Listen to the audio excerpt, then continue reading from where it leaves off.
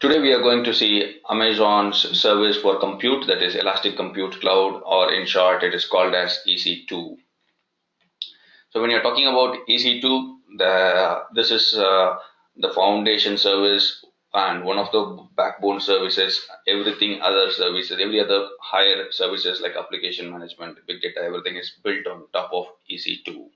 So let us go ahead and see what Amazon offers for EC2 itself. As usual, we are going to see the core part. What is EC2? What makes up EC2? What are the different types of instances offered by Amazon? When you should use which one? And we will build up some demos of what people are using on the real world. Some common use cases, and we will see how we can do it of our own. So when you're talking about EC2, it is, as I said, part of the compute service. There are three of them. EC2 auto scaling is a feature which enables your EC2 to scale up and down, and Lambda is serverless compute. But today's discussion is going to focus only on EC2 itself. When we are talking about EC2, in short, this is a quick snapshot summary of what are the different features offered by Amazon. It is completely controlled, that is, as an end user, you have full control over it and you have full flexibility also over it. And it is web scale, that is, whether you are starting a small company with 10 customers or you're having millions of customers, EC2 can satisfy those demands for you. And of course, it is reliable and very secure as well, because it supports any type of encryption that you want, and it has a very good amount of compute capacity to do any high-end compression algorithms that you want to do it. And you are going to put it inside your security groups, inside your firewall, in other words, and then inside your VPN connections connected to on-premise or to the other clouds. So it allows you the flexibility to have multiple layers of security for you. And it is reliable because you have these features like auto scaling, auto recovery, and also the servers are most of the times virtual. So you can considerably offload the management headache of setting up for hardware failures or high availability to your service provider. In this case, Amazon takes all that headaches from you, and you can worry only about your application. You don't have to worry about will my hardware fail? What should I do when my hardware fails? So the reliability part is completely built into the service itself, and it's considerably inexpensive when compared to the other cloud products out there in the market, and definitely inexpensive when compared to the on-premise products available. Whether it is the same size server or a high-end server, the initial cost of setting it up and setting up the power, cooling, and management support activities compared to cloud is very high. And you can go ahead and finally start it just like any other machine. And whether you are starting a high end of 3 terabyte 100 core RAM machine or 1 core half a GB RAM, the service takes almost the same time to start, and anybody without any experience also go ahead and start a server in a couple of minutes. So let us go and understand some more fundamentals of what EC2 offers. We have been very familiar with the global infrastructure that Amazon offers, but we saw some services like S3 or IAM, which is global in nature. But when you're talking about EC2, it is region specific. That means that there are certain instance types still not available in all the regions, but most of the common instance types, that is the smaller ones, medium ones, are available in all the regions. Only the very high end servers are not available in all regions. So choice of region becomes really important. And how do you choose that is very simple. You go ahead and see what is your latency requirements, what is your cost considerations, and also do you have any regulatory compliance requirements. So based on that, you go ahead and choose the appropriate region for your EC2 instances. Once you do that, the next question that you want to answer yourself is what availability zone that you are going to choose. Say if you are going to put it in Virginia, you have 5 or 6 availability zones. If I remember correct, it's a 6. And if you come to Mumbai, there are only 2 availability zones. So if you remember, I always keep saying for high availability, you need to use a minimum of 2. So Mumbai, the choice is already made for you. But if you go to Virginia or some other regions where there is more than 2, then you may need to make an architectural decision on which availability zones you are going to choose your servers. And remember, each availability zone is an individual physical partition, not even logical, it is physical partition. So both of them are interconnected, so you can have low latency between these availability zones. So you can set up your highly available clustered solutions by taking advantage of the multiple ACs available to you. So the first decision you make is region, the next one is availability zones, and then you come ahead and choose the instance itself that you want to launch. So the instance defines your compute capacity, how much CPU you need, and how much memory you need, what operating systems you need, how many of the instances itself you need. And you have complete control over all these resources, whether you want to launch a Windows machine or Linux machine, or in Windows itself you want to launch the latest version or a little older version because your applications are runs in older versions only, or whether it is Ubuntu Linux or Red Hat Linux or SUSE Linux, or it is also possible there are some community images are also available with custom built Linux kernels. So you have complete control over the resources that you are going to run. So what resources am I talking about? Here is what we are going to see now.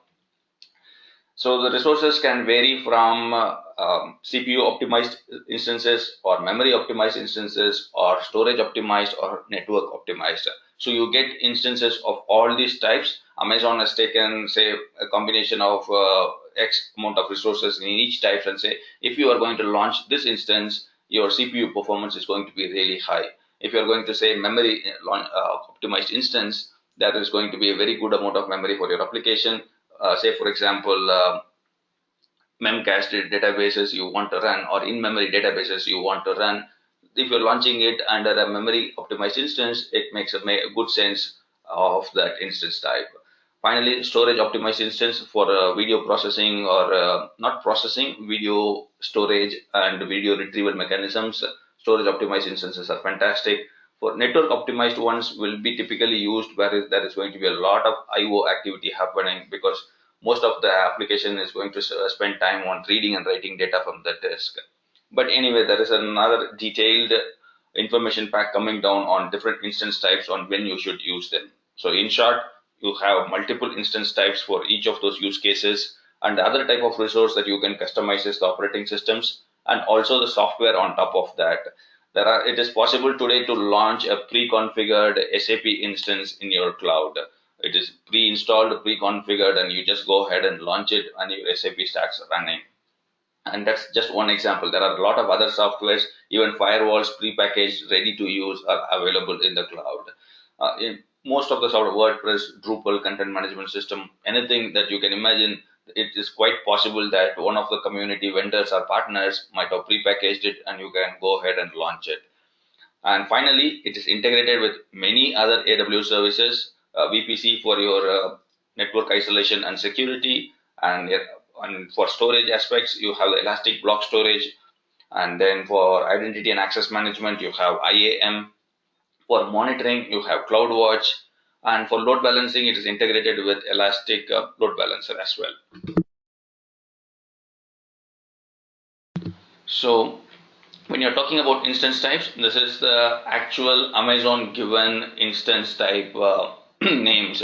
So when somebody says, I want a general purpose instance, so in the console or in the GUI, what you're going to choose is a T2 type instance or an M4 type instance. And we will see what is this numbers and what is this alphabet mean. So compute series are always in C series, C3, C4, C5, and the higher the number, the latest version. And I would like you to remember that part as well, because there is a cost difference as well as a performance difference from each generation to the next generation. So whenever Amazon launches a new compute instance, say for example C5 is the latest now, the next one is most probably is going to be called as C6. And likewise the storage optimizes I2, I3, and D2 is also there, where equal amount of memory as well as that is the storage is also given along with your networks. And if you want a pure memory optimized instance, the R series and X1 series is the best ones. And remember, X1 has been introduced. X1 was the highest high-end configuration that was available. Now they have launched X2 as well, and X2 is slowly getting launched in all the regions. I shouldn't say all the regions; they are getting rolled out in different regions slowly. And finally, there is a field programmable array, that is FPGAs.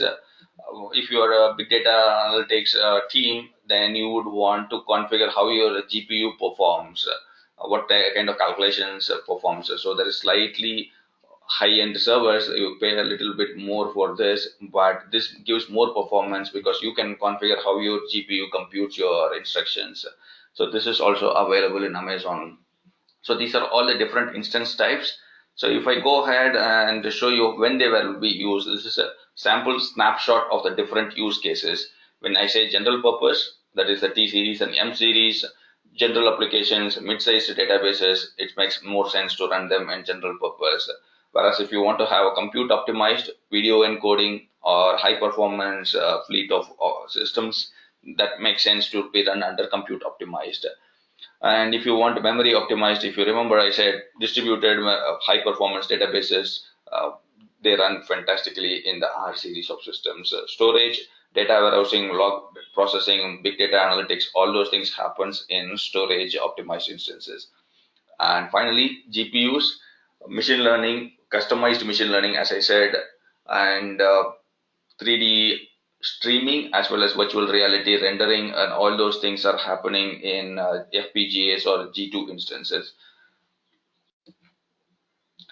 So how are the instance exactly named? Let us take an instance type here. If you remember, we used to launch some servers like T2 Micro, T2 Nano. So I have taken an example of C4 Large here.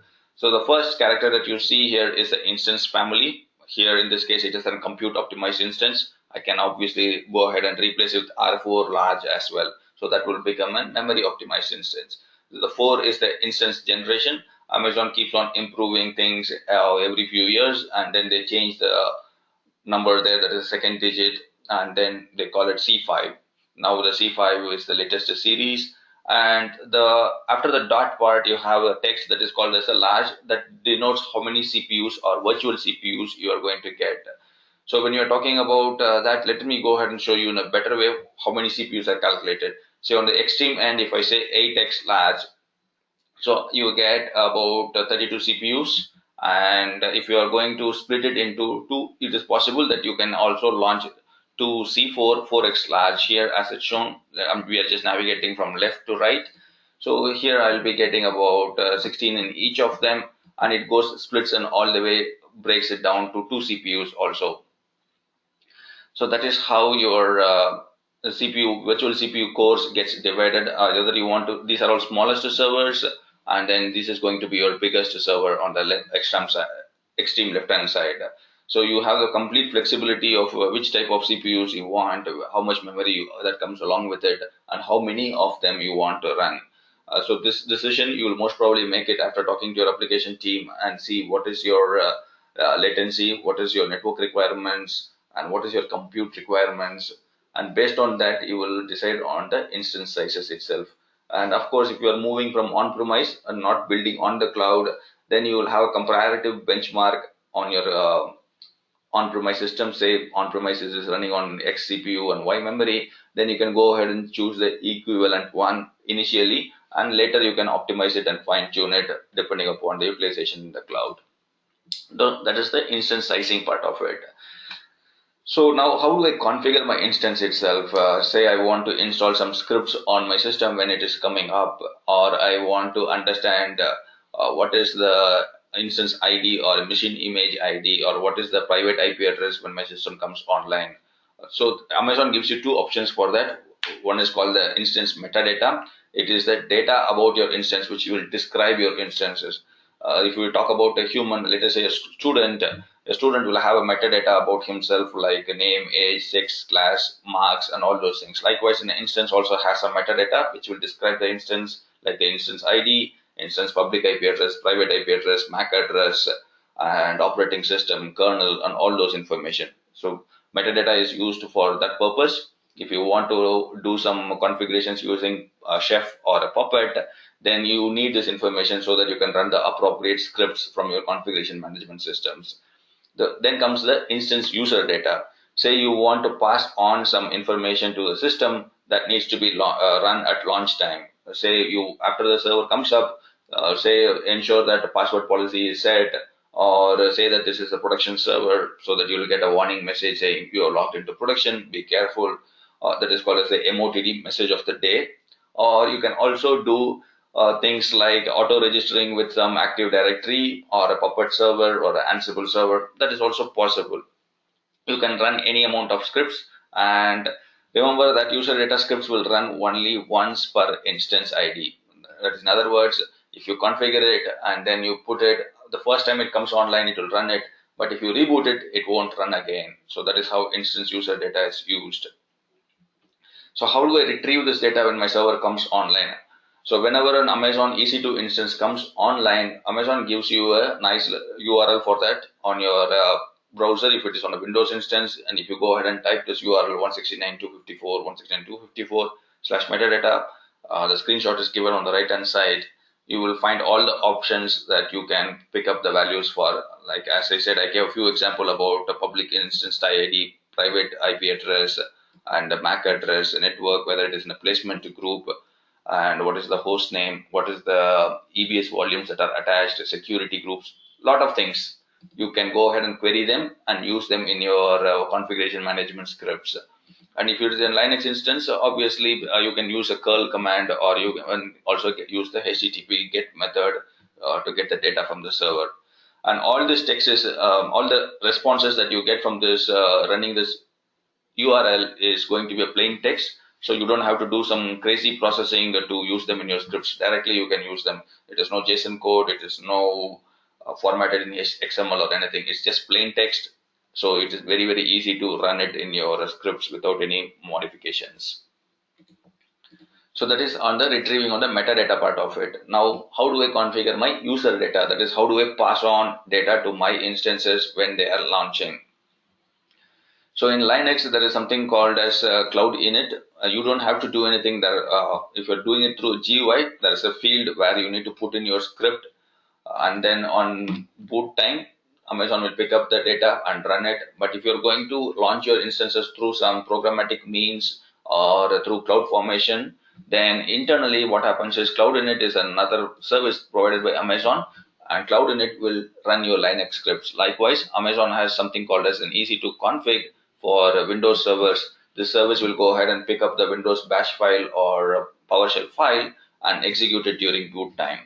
So the last point is what I'm talking about. User data scripts run once per instance ID by default. So you can go ahead and customize it, but this is the default setting. The instances will not rerun the scripts every time they are rebooted. So how do I retrieve this user data once it has gone online? We'll see that, but this is how the script will look like for a Linux. Here what I'm doing is in Linux, I'm installing an HTTP web server, and then I'm making sure the web server will start on boot time, and this is starting the web server itself. This is just nothing but a bash shell script, and this is how the user data will look like. You need to mandatorily write this line. Usually in Linux, if you go ahead and execute these commands, it will be suffice, but user data doesn't know which operating system you're running it on, which Linux version you're running it on. So you need to tell what kind of shebang that you are going to use, and you need to mandatorily write this directive at the top of your script. So this is on the Linux end, but if you go to Windows, you will have something similar here for PowerShell. So this is the description of it.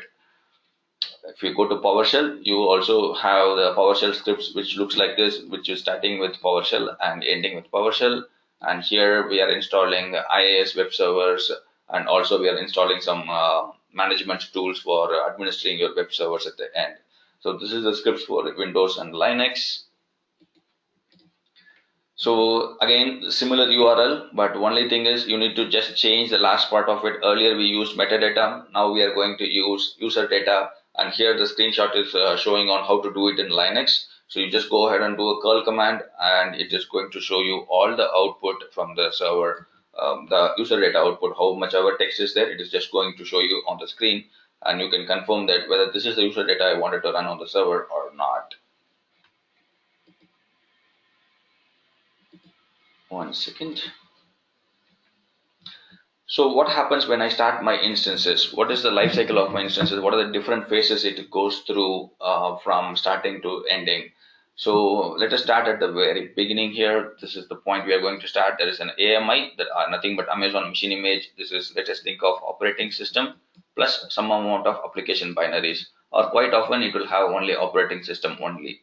So you can have any combination of that in your AMIs. So you're picking up your operating system and going ahead and launching it, and what happens is the instance will go into a pending state. So because what happens is it will go and see whether you've chosen the right instance type, whether you've chosen the right configurations, and it will validate everything. And once Amazon feels happy that all the configurations are great, then it will go ahead and provision your instances, and necessary memory and CPUs will be allocated on the correct availability zone in the correct region.